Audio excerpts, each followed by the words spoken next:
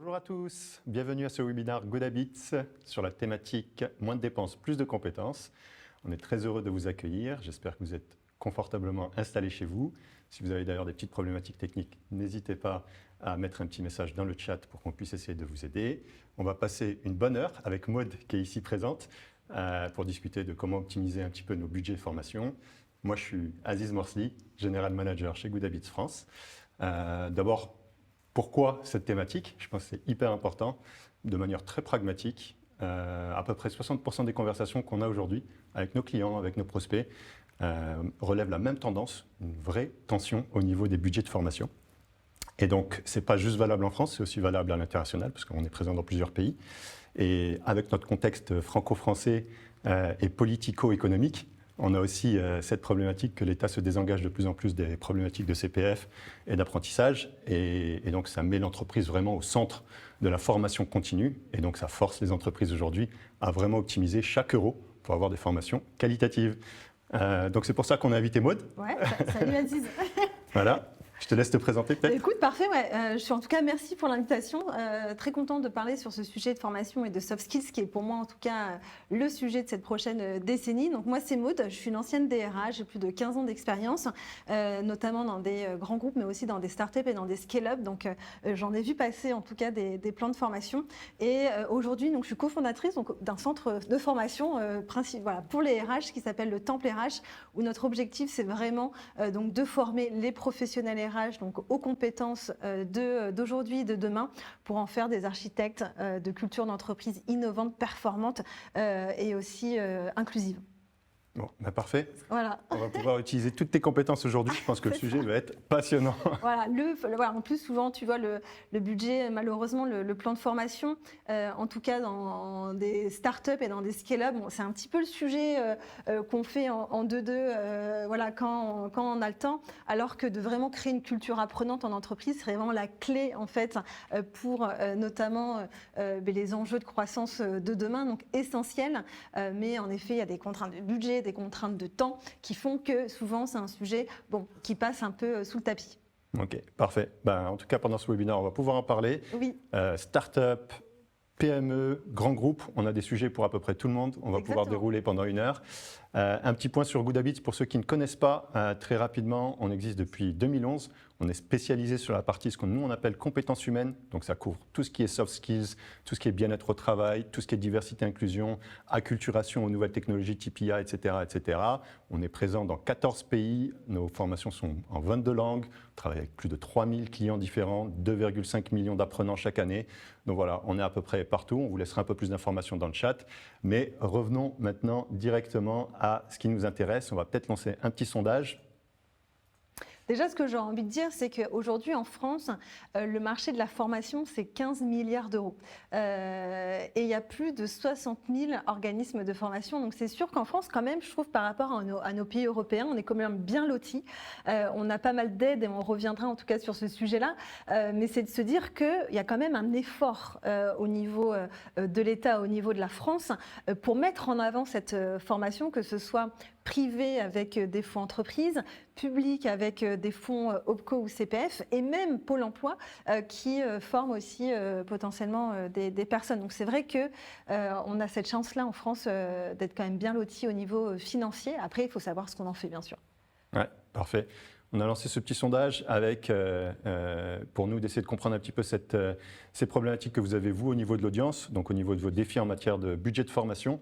N'hésitez pas à répondre, on va rester encore quelques secondes dessus et comme ça va nous permettre, et à Maud et à moi, de pouvoir bien orienter la discussion en fonction de vos réponses. Alors, quel est votre plus grand défi en matière de formation? Budget insuffisant, bon, ça revient assez souvent en plus en ce moment 2025, c'est pas une année très facile.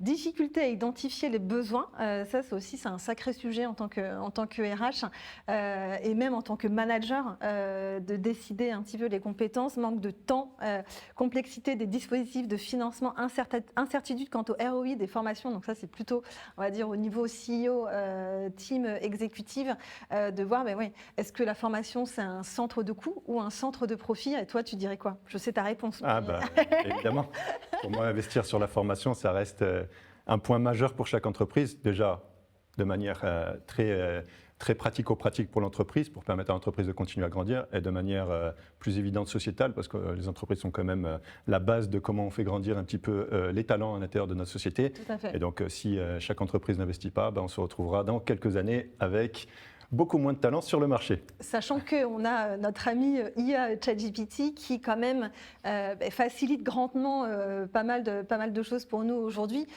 Donc c'est vrai que la formation, c'est un sujet important, notamment les soft skills, puisqu'aujourd'hui, selon certaines études, une hard skills, pardon, je ne sais pas comment on dit en plus soft skills, hard skills en français, c'est vrai que c'est compétences techniques et compétences les soft skills, c'est toujours comportementales, comportemental. Ouais. C'est vrai que maintenant, c'est beaucoup de jargon anglicisme. Et donc, c'est de se dire, bon, voilà, une hard skill aujourd'hui a 18 mois de vie. Donc, pour dire que ça va très vite en termes de compétences techniques.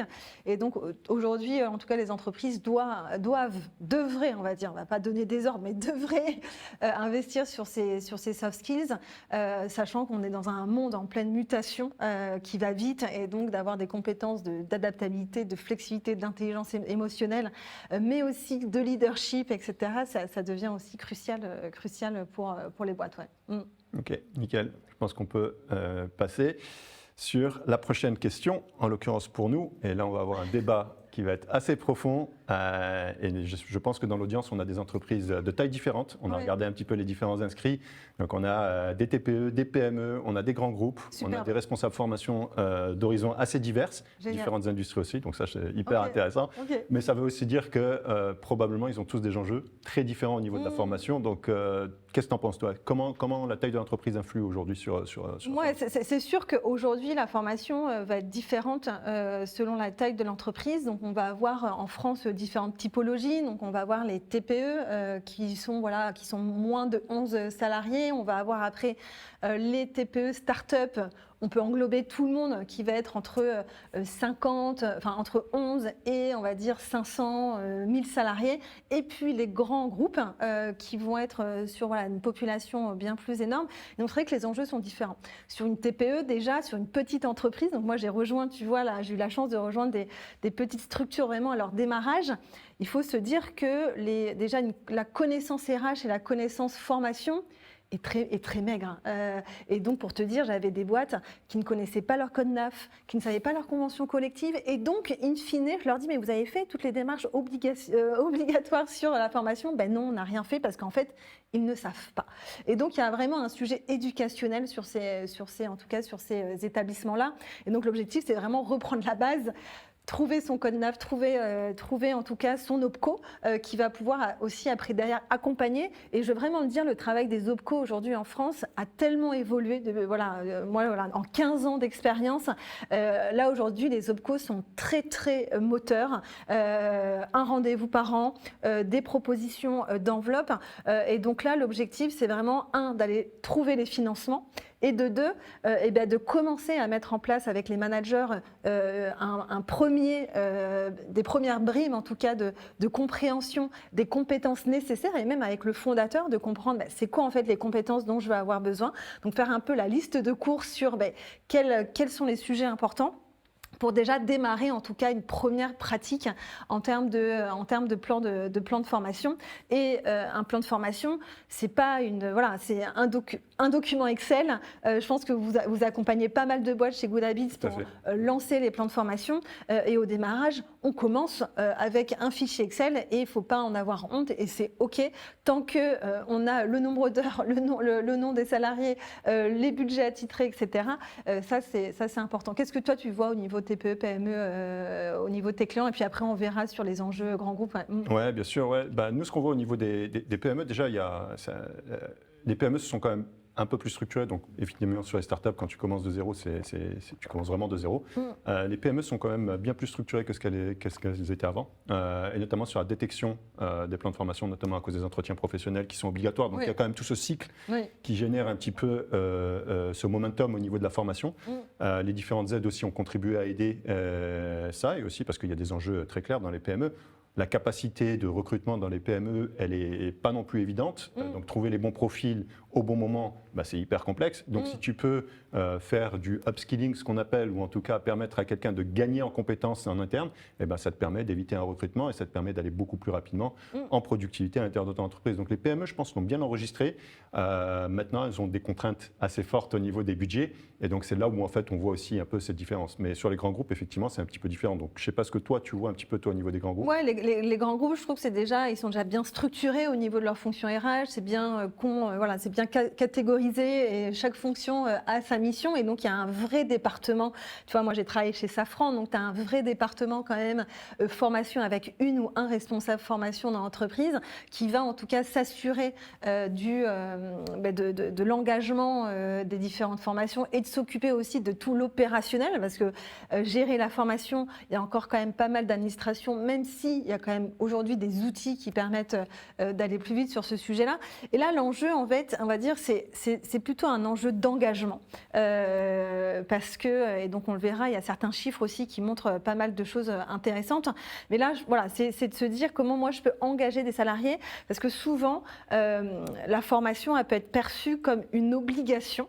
Ça serait bien que tu suives cette formation sur le leadership et parfois des salariés peuvent y aller à reculons et se dire en fait moi j'ai pas besoin de formation. Donc je trouve qu'il y a un vrai enjeu au niveau des grands groupes plutôt de l'engagement et là en effet dans une conjoncture qui est quand même assez particulière cette année, c'est aussi des budgets formation qui sont potentiellement coupés et donc c'est de se dire comment je peux faire mon plan de formation avec moins et donc c'est là que notamment des relais sur de nouveaux types de formations ou des formations par exemple en ligne qui vont être potentiellement moins onéreuses que des formations on va dire dépenser X nombre d'euros pour partir en formation sont des leviers intéressants aujourd'hui en tout cas pour les grands groupes.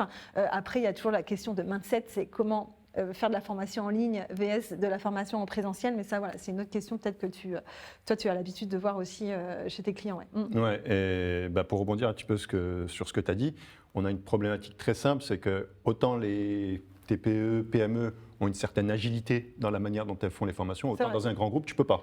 Tu as besoin de structure, tu as besoin de process. En général, ce n'est pas juste une personne qui s'occupe de la partie, ce qu'on appelle L&D de manière commune dans notre jargon, mais qui est la partie formation. En général, tu as peut-être une équipe qui va avec. De temps en temps, tu as des académies, souvent maintenant. Je pense que tu dois avoir 20-30% des grands groupes qui ont leur propre académie, soit en interne, soit qu'ils ont externalisé. Et donc, tu as des enjeux qui sont différents. Un, des enjeux très techniques. Donc, quel LMS je vais utiliser, ce genre de choses qui sont vraiment très basiques et comment je vais faire pour mesurer un petit peu le contenu. Et puis ensuite, les enjeux dont on parle, nous, là, à l'instant T, c'est-à-dire quelles formations sont importantes, quelles sont les formations obligatoires qui sont importantes au sein de l'entreprise, comment je fais pour former Hervé à la compta, qui a une spécificité, qui ne maîtrise pas spécifiquement la digitalisation, versus Julie, qui est développeuse et qui, elle, maîtrise typiquement ça. Comment je fais pour avoir des formations qui sont homogènes à travers l'ensemble de mes collaborateurs qui souvent sont distribués sur le territoire français. Ça, tu le retrouves ou même de temps en temps à l'international. Et donc, tu te retrouves avec des problématiques de langue, des problématiques de plein de choses qui arrivent. Donc, sur les grands groupes, tu as une sorte de complexité qui vient s'imbriquer et qui met énormément de pression aujourd'hui sur les responsables formation. Et en plus, avec cette discussion de comment je fais pour raboter aujourd'hui mon plan de formation si on décide de réduire mon budget. Donc là, j'ai vraiment des optimisations hyper importantes. On en parlera après, de voir dans quelle direction je peux aller. Et je pense que le point, ce que tu dis, c'est intéressant, c'est la partie un peu KPIs, données. Et ça, je pense que les grands groupes vont être aussi très à l'écoute de cette partie-là, c'est de se dire, la formation, on veut aussi en faire un centre de profit. Et donc, c'est de se dire, OK, j'investis, je ne sais pas moi, 200, 300 000 euros dans la formation de mes collaborateurs, mes collaboratrices. C'est quoi derrière en fait? On ne fait pas juste de la formation pour faire de la formation. Et donc c'est ça aussi qui est important, c'est de pouvoir monitorer, chiffrer la formation. Et parfois c'est compliqué. Et c'est vrai qu'avec des outils en ligne, on peut plus facilement suivre les logs, suivre en tout cas l'engagement des différents salariés, suivre le nombre de formations que l'on fait. Et donc c'est tout l'avantage aussi d'avoir une solution digitale pour suivre de meilleure façon en tout cas ces KPIs. Ouais, essentiel. Le reporting en entreprise est ce qu'on appelle, nous, le return on learning. C'est le nom qu'on donne dans notre jargon. Ok, très bien, je connaissais pas. Le return on learning. En learning. On learning. Ok, ouais. ok. Très bien. Désolé pour mon accent. Non. C'est à peu près c'est un sujet assez fondamental dans la partie grand groupe. On te pose la question, on vous pose la question sur quels sont. On la pose aux responsables formation en fait. Okay. Globalement, tu vas avoir dans l'entreprise le CFO, le CEO qui va essayer de demander c'est quoi le retour sur investissement que j'ai quand je fais de la formation. Donc certains dirigeants en sont déjà conscients. Donc c'est un peu moins une problématique. D'autres dirigeants, quand ils ont leurs actionnaires qui leur demandent de regarder toutes les lignes de coûts, ils vont aller regarder chaque investissement qu'ils font et donc essayer de mesurer cette partie-là. Sachant que c'est un sujet très complexe. Et c'est quoi le KPI, the phare alors, il est très très difficile à mesurer de manière très très précise. Okay. Et la question qu'on se pose tous depuis très longtemps dans la formation, c'est de savoir en fait, est-ce que vraiment tu dois mesurer une métrique quantitative à ce niveau-là? Je te donne l'exemple, je prends toujours cet exemple-là pour les gens qui ont du mal à le prendre. Si on te dit que tu dois manger des bananes et des pommes pour te sentir mieux dans la vie, okay, je te dis ça, et donc tu te dis que tu vas manger des bananes et des pommes, ça se trouve, il y a des paramètres qui font que demain, tu vas avoir une maladie ou quoi que ce soit qui va arriver, mais ce ne sera pas lié au fait que tu aies mangé des bananes. Les bananes et les pommes favorisent le fait que tu vas mieux vivre, te sentir en meilleure santé, mais ne va pas être quelque chose que tu vas pouvoir mesurer exactement comme impact très précis en te disant exactement ça, parce que tu as des facteurs qui viennent aussi de différents sujets. Donc la formation, c'est un petit peu pareil. C'est quelque chose qui favorise les compétences en entreprise, qui favorise la productivité à l'intérieur de l'entreprise. Le mesurer très précisément avec une métrique, c'est plus compliqué. C'est beaucoup plus compliqué. Okay. Par contre, tu peux avoir des métriques qui t'expliquent globalement si les formations sont suivies. C'est ça. Tu peux arriver à mesurer un petit peu l'apprentissage post-formation avec plusieurs toolkits qu'on a nous aussi en interne. Et donc, ça te permet un petit peu d'avoir ces informations-là. Maintenant, arriver à mesurer exactement à l'euro près ce que ça te rapporte, c'est quelque chose de très, très, très complexe. Ouais. Ok, intéressant. Donc voilà, petit sondage passé. On regardera les résultats après. Le budget idéal pour la formation d'un employé, 1 000 € par employé, 500 € par employé, 200 €, moins de 200 € par employé. Intéressant. On va voir, sachant qu'aujourd'hui, je n'ai pas le chiffre, mais peut-être que toi, tu vas pouvoir nous aider. C'est quoi un peu la moyenne par salarié parce que la formation, c'est quand même, ça coûte cher, la formation. Alors, de manière simple, au niveau des PME, c'est un chiffre qui est très très compressé et on s'appuie énormément, on va en parler sur les financements, etc. qu'on peut arriver à mettre en place et on s'appuie beaucoup aussi sur le CPF pour pouvoir arriver à mettre en place des programmes de formation ou en tout cas des formations pour certaines personnes à l'intérieur de l'entreprise. Au niveau d'une entreprise de taille moyenne plus et d'un grand groupe, on tombe assez rapidement sur des chiffres qui varient entre 500 et 800 € par employé. Ok, intéressant. Sans compter la contribution légale qui est la partie CPF où chaque entreprise met de côté 500 € automatiquement et prélevé. En France, on est plutôt bien logé. Si je me rappelle bien, il y a à peu près 2,6% de la masse salariale totale en France qui est investie sur la partie formation. L'obligation légale, je crois qu'elle est aux alentours de 1,5, quelque chose comme ça. Donc en France, il y a quand même un vrai travail d'investissement au niveau de la formation qui est fait. Et c'est hyper important et on le retrouve dans ces investissements qu'on voit. Ouais, intéressant. Donc on passe potentiellement à la question d'après. Et donc... Alors c'était les aides, c'est ça, exactement. Et donc c'est de se dire, et encore, moi je veux le dire, en France, on est quand même super bien lotis au niveau quand même des aides que l'on a. Et donc, comme je l'avais dit, il faut se renseigner. Et donc, il y a quand même un organisme phare en France qui sont les OPCO. Mais je crois que ça a pas mal changé avec la nouvelle loi. Donc maintenant, c'est l'URSSAF qui collecte et qui redistribue donc, à ces OPCO. Et puis, il y a eu des synergies qui se sont faites, en tout cas, les uns et les autres. En tout cas, la première... moi, quand j'ai démarré un petit peu en tant que DRH, la première aide, c'était les actions collectives. Et c'est vrai que les actions collectives, elles ne sont pas forcément...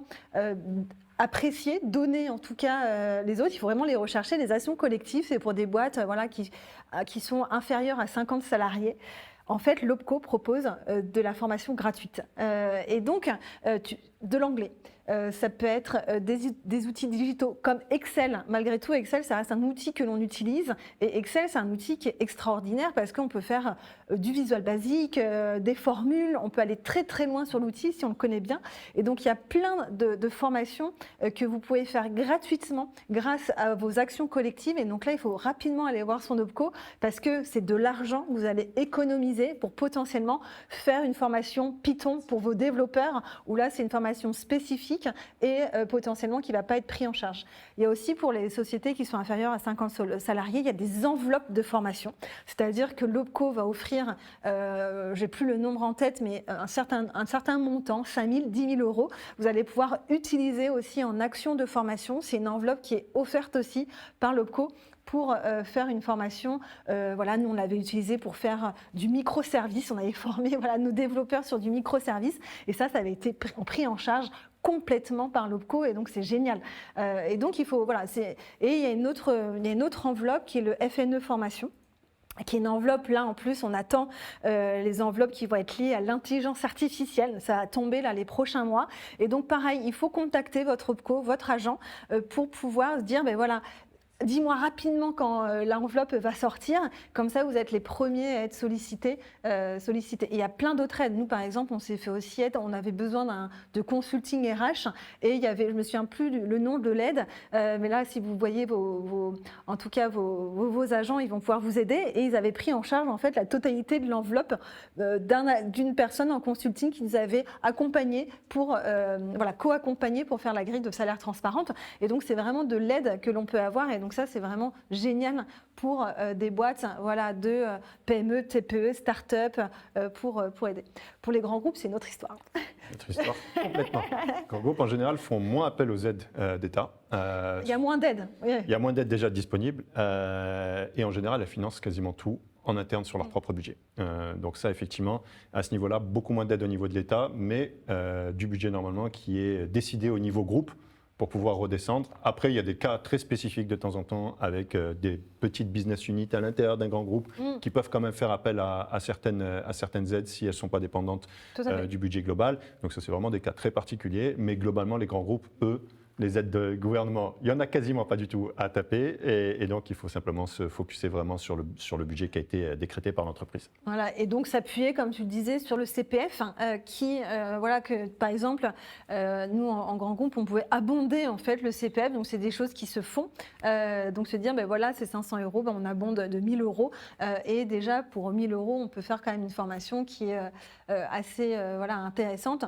Donc ça, il faut. Et donc l'objectif, c'est mettre en place une culture apprenante en entreprise, et donc d'expliquer aussi aux salariés. Parce que souvent, les salariés, c'est ça, ils ne sont pas forcément moteurs dans leur plan de formation. Et c'est ce que, en fait, il y a une donnée que j'aimerais partager, c'est qu'en fait, tu as 75% des salariés français qui disent vouloir se former pour booster leur employabilité, donc ça c'est quand même important, mais en parallèle, seulement un tiers enclenche vraiment un parcours de formation parce que soit ils n'ont pas les informations, soit ils ne savent pas comment s'y prendre, parce que quand même, c'est la France, on est dans un pays administratif, très technocrate, et donc il faut aller à la chasse aux informations, et donc il faut se renseigner. Et donc c'est vrai que le département RH a aussi cette fonction-là de se dire, et nous c'est ce qu'on avait fait, tu vois, tout un document qui expliquait avec des logigrammes, et voilà, comment tu peux faire une demande de formation dans ton entreprise, soit par CPS, soit par le plan de formation, pour vraiment donner en fait cette capacité aux salariés de prendre en main son destin, on va dire, dans l'entreprise, et d'être moteur en fait, de se dire voilà, moi je vais me former sur tel ou tel sujet, comment on peut faire, parce que la RH, voilà, on peut accompagner, mais nous on n'a pas aussi ce rôle-là, et c'est important que les salariés aussi se responsabilisent aussi sur leur formation. Ça résonne tout à fait en plus avec ce que nous on fait chez Goodhabits. On a vraiment une vraie philosophie de se dire la formation appartient à tout le monde. Donc en général, quand nos clients s'engagent avec nous, on met à disposition l'ensemble de nos contenus à l'ensemble de leurs collaborateurs, Ouais. en fonction de effectivement ce que le client veut mettre à disposition, mais il y a un catalogue qui est mis en fait à disposition. Et c'est vrai que les collaborateurs peuvent piocher aussi, s'ils ont envie, si le client l'autorise, peuvent piocher aussi directement des sujets qui ne sont pas forcément liés à des choses que l'entreprise avait prévues spécifiquement pour eux. Je note juste un point sur la partie CPF qui est assez importante avec les petits changements. Ouais. Aujourd'hui, l'État... Les 100 euros, je te laisse en parler parce que ça pique un peu. Non, vas-y, les 100, mais bon, c'est les 100 euros de cotisation maintenant de la part du salarié. Mais in fine, sur une formation peut-être qui va coûter 1000, 2000 euros, bon, c'est sûr qu'il y a, je ne sais plus le terme exact employé, mais ouais, il y a une demande de ces 100 euros qui, voilà, potentiellement peut freiner. Mais on n'est pas quand même sur un montant de 500 ou 600 euros où là, en effet, ce serait difficile de sortir, plus difficile de sortir. Ouais. Tu as senti un recul, toi, un peu de... Au niveau des PME, ça a eu un impact. Par contre, au niveau des grands groupes, la logique a été plutôt de se dire, est-ce qu'on ne peut pas financer cette partie-là pour le compte de l'entreprise, de l'employé. Et comme ça évite en fait à l'employé de le faire et ça permet de relibérer ce potentiel CPF qui sinon la plupart du temps va rester inutilisé. Comme je pense qu'il y a aujourd'hui, il y a beaucoup de plans CPF sur l'information.com qui doivent être non utilisés par beaucoup d'employés parce que il faut trouver le temps, il faut trouver. C'est ça. Et si en plus maintenant tu dois contribuer individuellement, c'est un peu plus complexe. Ouais, tout à fait, tout à fait. Est-ce qu'il y a d'autres aides en tête que tu as? Je pense qu'aussi tu as des aspects fiscaux aussi pour des entreprises qui peuvent être intéressants, donc côté finance, côté DAF, qui peuvent être mis en place. Alors, plus compliqué, je ne vais peut-être pas rentrer dans la technicité au niveau fiscal, mais effectivement, la formation reste quand même un enjeu au sein gouvernemental et donc permet de travailler, entre guillemets, sur une fiscalité plus appropriée sur ces centres de dépenses. Et donc, on a quelque chose qui est quand même beaucoup plus optimisé dans le budget. Mais ça fait déjà partie en fait, de la stratégie si tu veux, d'entreprise. C'est pour ça que je te disais que tu as un investissement aux alentours de 2,5-2,6% en France, alors que l'obligation légale, elle est plus basse. C'est parce que fiscalement, d'un point de vue DAF, entre guillemets, il y a des avantages en contrepartie qu'on retrouve à l'intérieur. Voilà. Mais je pense qu'on a fait le bon tour. Il y a peut-être Calliope qui est assez connu pour les organismes de formation. C'est de se dire, c'est d'aller vers des organismes qui sont certifiés Calliope pour décrocher en tout cas ces enveloppes-là. Ça paraît, c'est assez basique. Ouais, et on lance un petit sondage encore. On aime bien les retours d'audience. Ça nous permet aussi de savoir un petit peu ce que vous pensez, là où vous en êtes vous aussi de votre côté. Donc là, avec vraiment, est-ce que vous avez déjà utilisé des aides au sein de votre entreprise à l'instant T et globalement, est-ce que vous avez trouvé ça facile déjà? Est-ce que c'était très compliqué à obtenir ou est-ce que vous n'êtes pas éligible, ce qui doit être le cas quand même de quelques entreprises Bon, les OPCO ont fait beaucoup de travail quand même. Waouh. Et on n'a pas parlé aussi des aides d'alternance et les aides à l'alternance, contrat de professionnalisation, qui sont aussi géniales pour notamment recruter des jeunes talents. Mais c'est sûr que cette partie-là n'est pas forcément simple, mais quand même bien digitale. Maintenant, les OPCO, tous les dossiers se font en ligne, les retours. Parce que moi, je me souviens qu'il y a 10 ans, de cette époque-là. En fait, tu appelais, il n'y avait personne au téléphone, personne ne te répondait. Ton dossier, tu étais perdu dans les... Voilà, quand même, ils ont fait en 10 ans un travail assez génial en termes de digitalisation. Et même aujourd'hui, tu vois, quand tu fais une demande pour un apprenti ou un contrat de professionnalisation, c'est rapide. C'est quand même, il y a moins de friction qu'avant. Et surtout, tu as un retour. Qu'avant, c'était quand même très, très, très compliqué. Donc bravo quand même, bravo quand même, parce que ça, c'était un sacré sujet. On va passer à notre troisième question qui va toucher un petit peu les différentes stratégies en entreprise pour mettre en place et optimiser son budget.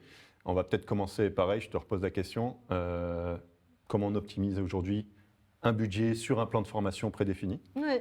Donc là, on a parlé des aides. Et donc déjà, ces aides, ça permet d'optimiser votre budget parce que vous allez faire des économies. Des économies peut-être sur, en effet, des fonctions plus hard skills, parce que c'est des fonctions aujourd'hui qui sont plus traitées par la formation.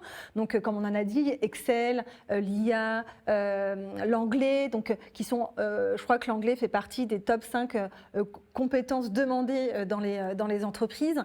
Et donc, finalement, c'est de se dire, j'économise de l'argent pour le réinvestir dans d'une façon un petit peu plus technique. Donc déjà, ça, c'est déjà énorme d'utiliser en tout cas cette stratégie pour optimiser aussi votre budget. Est-ce que toi, tu as d'autres points que tu voulais mentionner? Ouais. Alors ouais, et je pense que c'est un peu la tendance qu'on a constatée un petit peu depuis, on va dire 1 an et demi, 2 ans. En fait, c'est le retour un petit peu des entreprises, grandes et petites, c'est marrant, on a à peu près la même chose, sur la partie présentielle et la partie e-learning. Donc il y a une notion qu'on appelle, nous, le blended learning, qui combine en fait et du présentiel avec des formations sur place, avec un formateur qui vient travailler sur certains aspects, et aussi une partie e-learning. On a vu cette tendance-là, en plus on est nous sur le segment e-learning, donc on voit les retours, où on a quand même beaucoup d'entreprises qui trouvent que le présentiel peut être très qualitatif, mais par contre très très très coûteux. Pourquoi? Parce que ça implique quoi? Ça implique de ramener un formateur. Déjà, ça coûte très cher si on veut un formateur de très bonne qualité. 2, réunir les employés. Donc, du temps horaire. Exactement, du temps horaire, pas juste pour la formation, mais aussi le temps de déplacement logistique, parce que comme je l'ai expliqué tout à l'heure, notamment dans un grand groupe, de temps en temps, les employés sont sur tout le territoire, donc il leur faut venir. Donc c'est toute une journée qui est bloquée, 2 jours, voire 3 jours, etc., qui est du temps mis sur la formation, qui permet aussi de faire de la culture dans l'entreprise, parce que ça permet aussi aux gens de se regrouper. Mais par contre, c'est extrêmement coûteux pour pouvoir le faire de manière plus homogène au sein d'une entreprise qui est assez large. Donc, ce qu'on a vu, c'est un espèce de déplacement dans le budget avec un centre de coût présentiel qui commence maintenant à se déplacer vers du e-learning. Et pourquoi du e-learning? Et encore, il y a plusieurs versions de e-learning et plusieurs ce qu'on appelle fournisseurs de contenu e-learning. Vers le e-learning avec l'idée de se dire on peut homogénéiser au sein du groupe en claquement de doigts, on peut homogénéiser en fait la formation de tous nos collaborateurs. Et donc ça, quand tu dois faire de la formation obligatoire pour tout le monde, quand tu dois, ce que je disais tout à l'heure, par exemple, former Hervé à la compta et Julie développeuse sur la partie IA, du jour au lendemain, tu leur mets à disposition une formation obligatoire sur ton LMS sur la partie IA, tu as déjà réglé le problème. Alors que si tu devais le faire en présentiel, ça va prendre du temps, ça a beaucoup de logistique, etc. et donc des coûts beaucoup plus importants. Donc ce shift, ce que nous on appelle vraiment ce déplacement de budget, on le voit de manière très très importante en termes de tendance. C'est important. Après, je pense qu'il y a aussi d'autres enjeux sur le e-learning. C'est de se dire, est-ce que les gens font vraiment la formation? C'est vrai que quand tu es dans du présentiel, tu es sûr que la personne, elle est sur site et elle va faire la formation. Que sur le e-learning, c'est sûr que c'est plus simple, tu as moins de friction et donc tu peux te former tout de suite. Ouais. Mais l'enjeu, c'est le temps. Et donc, c'est vrai que tu vois, nous, c'est ce qu'on avait fait aussi dans une de mes boîtes, de mes startups que j'ai accompagnées. C'est qu'on avait dit aux salariés, vous avez un temps de formation et c'est OK que vous fassiez ce temps de formation dans l'entreprise parce que tu peux avoir la culpabilité de passer du temps en formation et de ne pas travailler sur tel ou tel sujet, donc potentiellement d'avoir un ralentissement de ta productivité. Et donc, il faut aussi mettre un écosystème en place autour pour que les salariés se sentent OK de faire de la formation sur le temps de travail. Et ça, je trouve que c'est un vrai enjeu, c'est le temps de travail. Et c'est pas pour ça que parfois tu as des aides aussi qui remboursent le temps de travail financièrement. Mais voilà, et donc c'est aussi en tant que RH de vraiment mettre en place une culture apprenante en entreprise, de bien cadrer en tout cas le sujet, de valider ça aussi avec les managers, de valider ça avec les fondateurs pour bien s'assurer qu'en fait que la formation, on le fait pendant le temps de travail parce que ça va enrichir aussi l'entreprise et donc ça va faciliter le fait de dire bon là je me mets un créneau de 2 heures pour me former chez Good Habits sur un sujet leadership par exemple. Ouais, tu viens de dire exactement le rêve de n'importe quel responsable de formation, que son entreprise accepte que l'employé se forme chaque semaine, chaque mois, qu'il y ait du temps qui soit consacré. Ça, je pense, dans notre audience, je pense que tout le monde sera d'accord. Ils adoreraient que ça soit une vraie politique d'entreprise qui soit vraiment en fait. C'est un vrai sujet RH et je pense que là, en fait, nous, en tout cas, en tant que RH, on va être plus dans la fonction stratégique de la fonction, de se dire je dois aller négocier, on va dire, un process autour de la culture apprenante que, entre guillemets, d'aller pister si un tel ou un tel a suivi sa formation, qui est autant important. Mais je pense qu'on a une vraie valeur ajoutée sur ce côté-là, c'est de se dire, de prendre son bâton de pèlerin et de négocier, en tout cas, ces temps de formation en entreprise. Ouais, et je continue un petit peu sur ce sujet-là parce qu'il est quand même assez hyper important sur cette partie-là. Pas encore, je pense qu'on peut rester encore sur cette partie-là. quelques minutes. Il y a un point hyper important, et tu l'as mentionné, je pense, au tout début, sur la partie e-learning. Le e-learning, c'est... Et je pense qu'il y a beaucoup de gens encore qui sont dubitatifs. Ouais, On l'a quand même régulièrement, oui. genre est-ce que vraiment le e-learning peut délivrer des résultats, etc. Ouais. Et je pense que la manière dont le e-learning est fait compte de manière hyper importante. C'est pour ça que ça fait maintenant plus d'une quinzaine d'années qu'on travaille sur ces sujets-là. Et on a eu le temps de voir un petit peu l'évolution et l'adaptation du e-learning.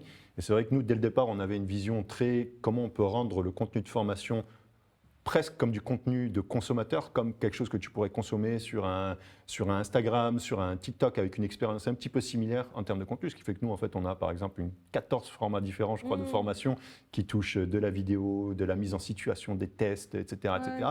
Et effectivement, en fonction de dont le e-learning est implémenté, ça change drastiquement l'engagement que tu vas avoir de tes employés. Donc, les exercices, des sondages, et c'est ça qui est bien avec donc, des outils Learning and Development in English, c'est de pouvoir proposer en tout cas tout un panel en tout cas d'objets. Et donc il y a un outil que moi j'aime beaucoup, c'est Sana. Je ne sais pas si tu connais Sana App, et c'est génial parce qu'il propose énormément en tout cas de fonctionnalités pour dynamiser en tout cas l'accès à la formation et de rendre la formation attractive en fait.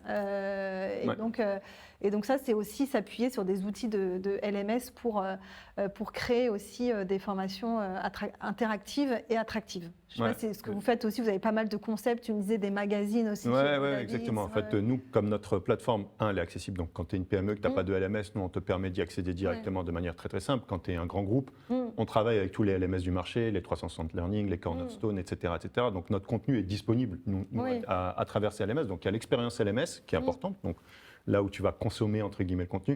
Et il y a le contenu en lui-même qui change drastiquement la donne. Parce que faire du contenu compliance de manière très ennuyeuse...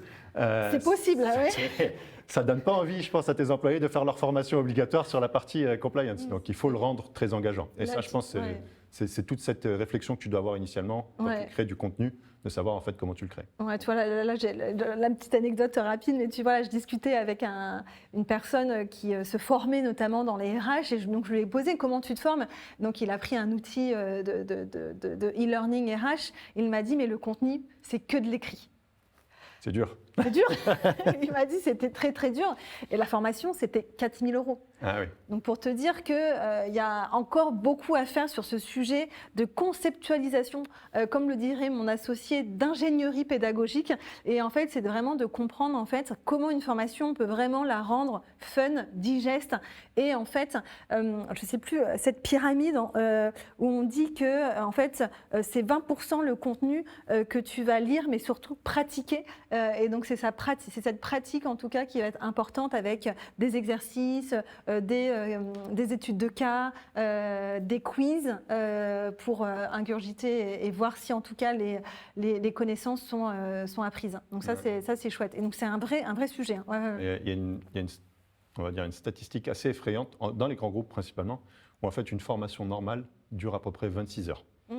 Imagine 26 heures de formation pour un employé. Imagine comme c'est long et tout le temps que tu dois prendre sur ton temps de travail. Et ça, c'est la certification CPF, c'est une obligation.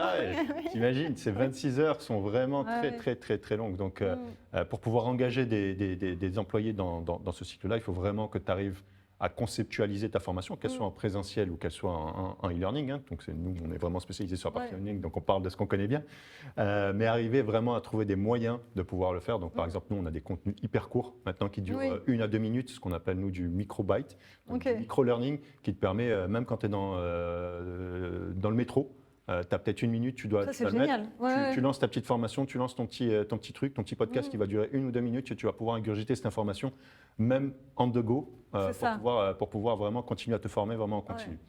Moi, je crois beaucoup, en tout cas, au contenu audio, au contenu podcast, parce qu'en effet, comme à Paris, on est énormément dans les transports ou en voyage, donc c'est vrai qu'on peut aussi se former, écouter, comme tu dis, on the go, ça c'est chouette. Et donc c'est vrai qu'on fait son benchmark en tant que RH sur les outils. Je pense que pour moi, ça fait partie un des critères, en tout cas, de se dire, ok, comment je veux faire de la formation?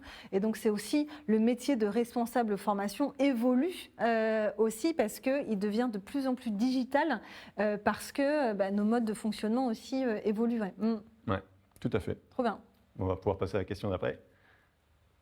Bah, ça, c'est une Et c'est question pour vous, ça. c'est la question clé. Je te l'ai posé la question avant. Bah oui. Je t'ai dit, c'est quoi un peu les top 5 des compétences soft skills que vos clients demandent. Et donc ça dépend en fait des enjeux, ça dépend de la croissance, ça dépend vraiment, moi je trouve, de la vision de l'entreprise en termes voilà. Et donc ça, je pense c'est vraiment un sujet d'entreprise, je trouve. Après, tu as quand même un cadre. Oui, Tu as aujourd'hui 80%, je pense, des sujets de formation qui touchent les formations métiers ou techniques et la les formation hard skills. et la compliance. Ouais. C'est à peu près ça quand tu regardes à peu près, voire 80, voire 90% Ok. d'entreprises. Je pense aux entreprises, par exemple, en logistique. Ouais. Honnêtement, si tu regardes la formation qui te déploie, elle est vraiment très métier Ouais. et hyper technique et la partie soft skills est quasiment très peu existante. Tu vois. Alors que quand tu vas dans une banque, tu as évidemment la compliance qui pèse Bien de sûr. manière très très Ouais, lourde, ouais. mais la partie soft skills, parce que dans le milieu bancaire, on en a énormément besoin, le bien-être au travail, etc., rentre vraiment dans ces enjeux-là. Donc l'enveloppe, entre guillemets, dédiée à la partie soft skills est un peu plus large. Donc déjà, tu as vraiment des choses qui peuvent être un petit peu différentes. Moi, je vais te parler simplement de la partie e-learning parce Oui, que bah oui. et donc, ce qu'on voit, nous, de notre côté, sur la partie vraiment e-learning, la partie leadership, management, ça, c'est peut-être le numéro 1 de tout ce qui est demandé. Je ne suis pas étonnée. Ouais. Voilà. Et ça, sur plusieurs axes. C'est un peu la partie comment on continue à former nos dirigeants à l'instant T, donc les leaders qui sont déjà en place, ou comment on forme les futurs leaders / managers pour arriver. Donc là, tu as des sujets, surtout dans cette catégorie-là, qui sont hyper particuliers. On en parlait tout à l'heure, un petit peu le gap générationnel qui peut exister, Tout à fait, ouais. la communication Ça, c'est des que vrais tu es sujets. censé avoir, comment tu passes de collègue à manager du jour au lendemain. Tout ça, ce sont des enjeux hyper importants dans ce segment-là et qu'on voit en fait en demande de la part des entreprises. Et après, je te parlerai des autres, mais déjà, je te laisse rebondir peut-être un peu. Oui, moi je pense qu'en effet, en tout cas, je pense qu'il y a beaucoup en France, on a quand même un mindset très technique. Et c'est vrai qu'on oublie le côté plutôt soft skills. Et je pense que l'intelligence émotionnelle, on ne forme pas assez à ces sujets-là, à communiquer, la communication non violente. Et je pense qu'aujourd'hui, en tout cas, comme on l'a dit, voilà, une hard skills, c'est 18 mois. C'est important de former sur les hard skills, mais je pense qu'on a un vrai enjeu aujourd'hui dans nos sociétés aux soft skills sur comment mieux communiquer, l'intelligence émotionnelle, comment délivrer des nouvelles qui sont compliquées pour soi, pour les autres, comment se sentir bien nous-mêmes au travail, le bien-être au travail. Tu en as parlé, la santé mentale, la santé physique. Et donc pour moi, en tout cas, il y a quand même un sujet autour de ces sujets-là. Donc déjà, la formation, c'est compliqué à vendre, à des fondateurs, des chefs d'entreprise. Alors l'intelligence émotionnelle et ses soft skills, c'est encore plus dur parce qu'on se dit c'est quelque chose qui n'est pas tangible. En fait, on ne peut pas le toucher. Et là, c'est encore bien plus dur d'imaginer, d'avoir un ROI sur ce type de formation. Mais en fait, c'est de se dire que tous les sujets de santé mentale, santé physique, il y a un apport en productivité quand même très fort. Derrière, c'est une baisse de l'absentéisme, baisse en tout cas des coûts. Voilà, la santé mentale, ça coûte à peu près 3 000 €, on dit, par an, par salarié. Donc, quand on multiplie ça par le nombre de salariés, le chiffre quand même donne le tournis. Et donc, toutes ces formations de soft skills permettent quand même un enjeu autour de la santé mentale et de la santé physique pour mieux vivre son travail au quotidien, de mieux vivre avec ses collègues et son entourage et d'éviter en effet des coûts d'arrêt de maladie, d'absentéisme qui sont extrêmement forts en France. Ouais. Ouais, tu as parlé d'arrêt maladie et c'est un sujet qui a pointé son nez dans les médias récemment. Ouais. Et effectivement, c'est une problématique quand on est sur la partie RH. Avec la vidéo TikTok, c'est ça On voit apparaître quand même. Ouais, voilà. ouais. Donc, non, mais effectivement, ça, c'est un impact hyper important, peut-être un petit peu sous-estimé de temps en temps en France. Ouais. Mais pour le coup, j'ai envie de te dire, quand je regarde la partie compétences techniques, où effectivement tu peux acquérir des compétences techniques, je suis développeur, je fais une formation Python, Oui. je suis un peu plus à l'aise sur le code en Python, Ouais. on se rend compte en fait que sur la partie soft skills, en fait, il y a un environnement qui change. Et notamment si on a une culture un petit peu défaillante ou bancale sur certains aspects, parce qu'il y a beaucoup de turnover, parce que on est peut-être dans un secteur comme le retail, où en fait les gens changent énormément, etc., etc. C'est hyper important d'avoir une force de travail qui est capable de s'adapter. Et s'adapter, ce ne sont pas des compétences techniques ou des compétences métiers, parce que ça peut s'acquérir. On peut avoir des gens qui sont très bons d'un point de vue métier, mais qui n'arrivent pas à s'adapter à un contexte client différent, un environnement économique différent, etc., etc., et qui n'ont donc pas cette intelligence émotionnelle dont tu parlais pour pouvoir s'adapter. Et ça, en fait, tu peux peux quand même arriver à le voir, même s'il est plus difficile à mesurer, mais tu peux quand même arriver à le voir en fait sur comment ton entreprise évolue. Déjà, le turnover, tu vois, c'est déjà un KPI, ce qui est très fort. Et moi, je dis, il faut aussi se poser des questions. Tu vois, dans les ESN, par exemple, il y avait des turnovers très, très forts. Et on peut se dire, ah, mais les salariés n'arrivent pas à s'adapter, etc. Mais pas du tout, en fait. C'est aussi aux entreprises de créer un écosystème, une culture d'entreprise forte. Et tu as une boîte, par exemple, comme Shodo, qui est une ESN, mais qui travaille beaucoup sur sa responsabilité sociale, parce qu'aujourd'hui, tu vois, il faut en finir avec la doctrine de Friedman, où l'entreprise a qu'une vocation, c'est économique, et c'est de se dire, aujourd'hui, une entreprise a une responsabilité sociale envers les salariés et envers la société, et c'est de se dire, mais moi, en fait, le turnover, je peux faire une société avec peu de turnover, il faut s'en donner les moyens et la capacité, et tu vois, des boîtes comme Shodo montrent le contraire, que c'est possible de bosser en ESN, et on pourrait se dire que ça tourne tout le temps, les ingénieurs, etc. Et pas du tout, parce qu'ils ont mis en place un cadre qui est propice, en tout cas, au bien-être sans devenir bisounours, mais devrait faire un écosystème de travail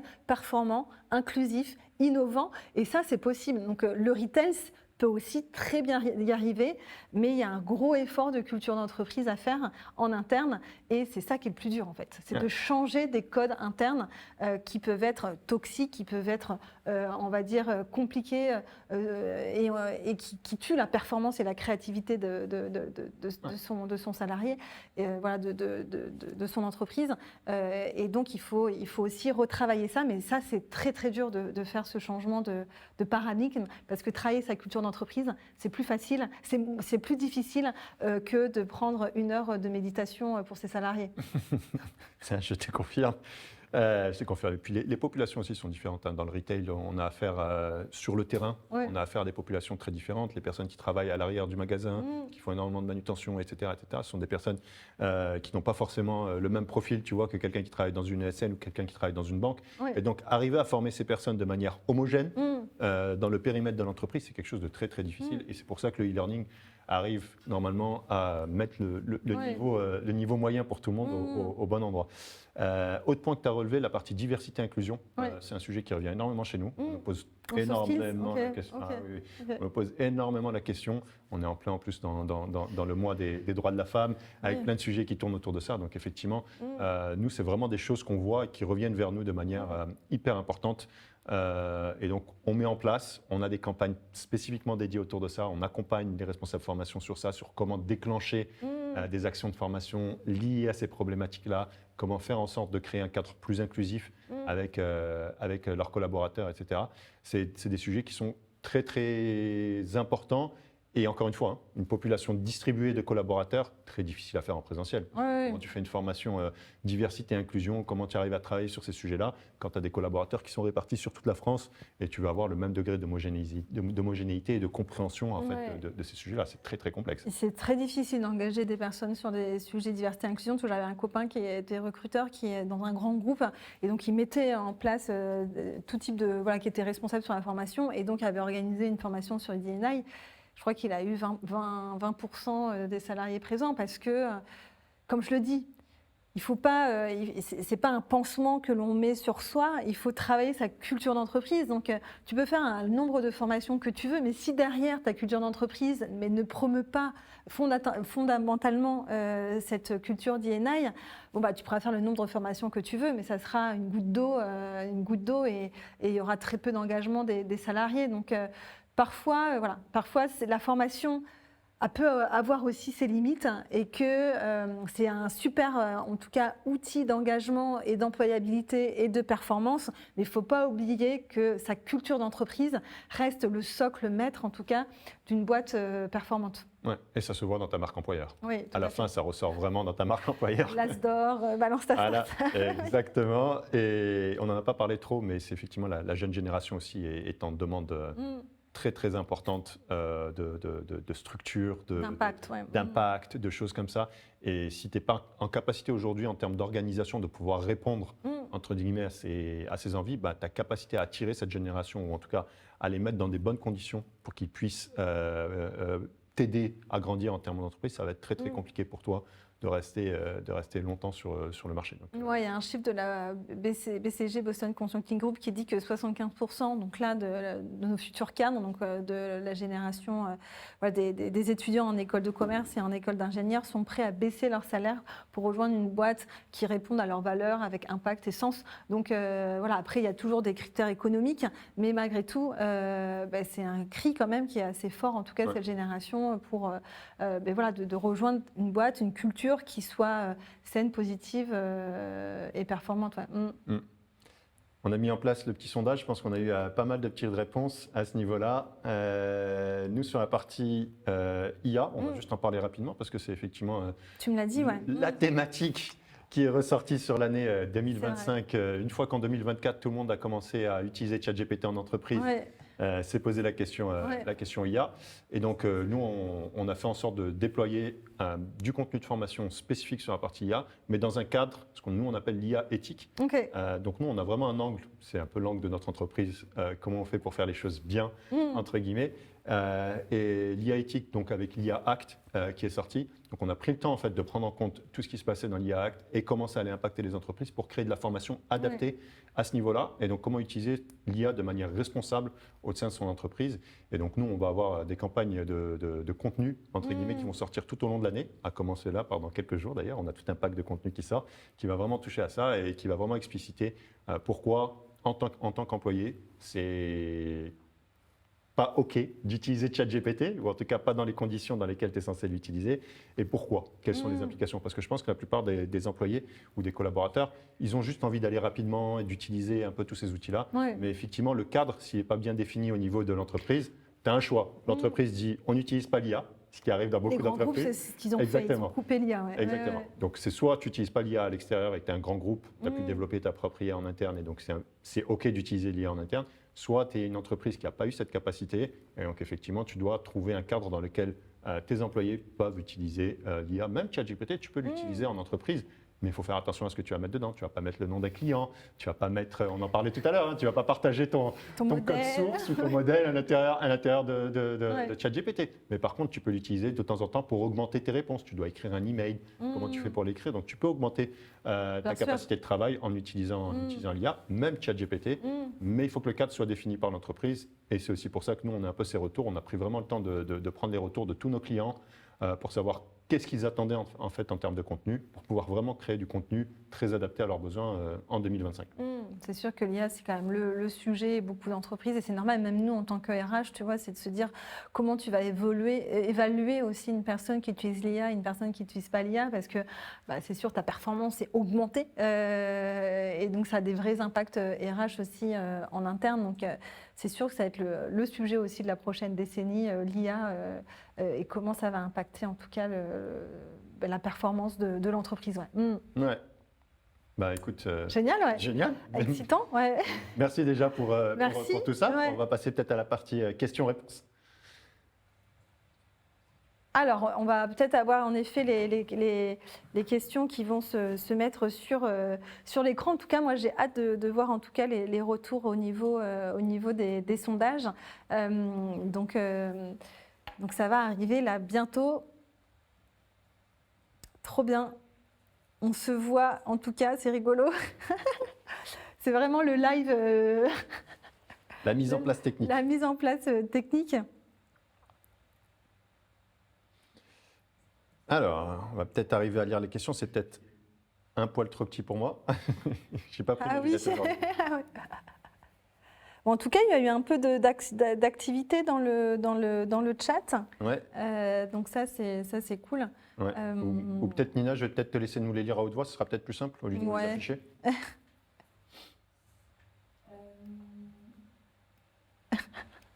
Pouvez-vous rappeler, s'il vous plaît, le nom de la fonctionnalité pour dynamiser l'accès à l'e-learning et le rendre attractif? L'accès de la fonctionnalité pour dynamiser? Pour dynamiser l'accès au e-learning? À l'e-learning et le rendre attractif. Ah, ok. Alors, je sais pas exactement quelle Ouais. fonctionnalité, mais peut-être je peux répondre. Vas-y, Je reprends un ouais. peu le sujet. Mm. Donc, effectivement, pour le e-learning, on a besoin de ce qu'on appelle en général un LMS. C'est ça, c'est peut-être ça. C'est peut-être ça, Ah, oui. donc, ce qu'on appelle un Learning Management System. Donc Sana voilà, App, j'avais dit. donc Ouais. voilà, donc il y a Sana App qui permet de faire ça. Et effectivement, ensuite, la plupart des autres LMS ont des fonctionnalités. C'est vrai que Sana est assez avancé sur la partie IA aussi Ouais, à ouais, ce ouais. sujet-là. Donc c'est peut-être Sana sur laquelle je pense que la personne posait Ouais, la c'est question. SANA et c'est Ah. App. Ok. Ah, ok. Ah, Ok. Bon, parfait. écoute. Et au niveau des sondages, tu as les résultats ou... Ah ouais, ce serait intéressant de... N'hésite pas à nous les partager. Par exemple, sur le dernier sondage.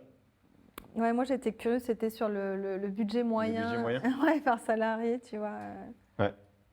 Ça, c'était intéressant.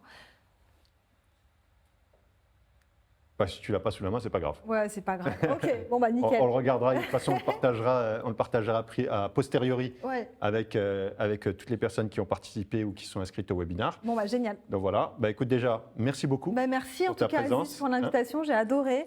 Vive les soft skills et en tout cas, on se reverra, j'en suis sûre, très bientôt. Ben ouais, avec grand plaisir. Merci beaucoup, Merci. Maud. Merci à tous. Merci à tous Au et à revoir. toutes. Au revoir.